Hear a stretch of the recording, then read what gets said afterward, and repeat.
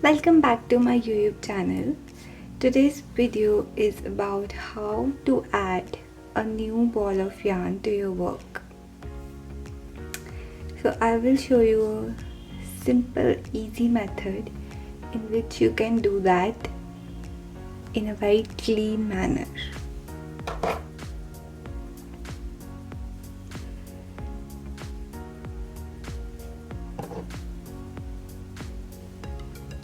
So first of all, insert the hook needle in your first stitch. Take the new yarn,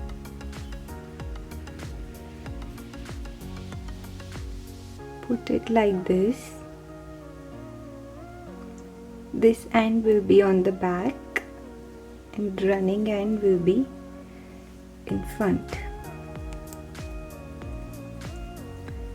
Now take the older yarn and bring it to the front. Wrap the yarn around the needle. Take this strand back and now knit the stitch and drop this stitch.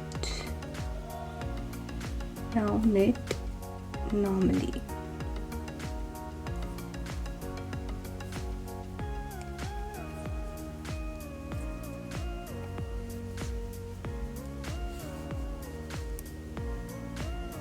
See, completely clean.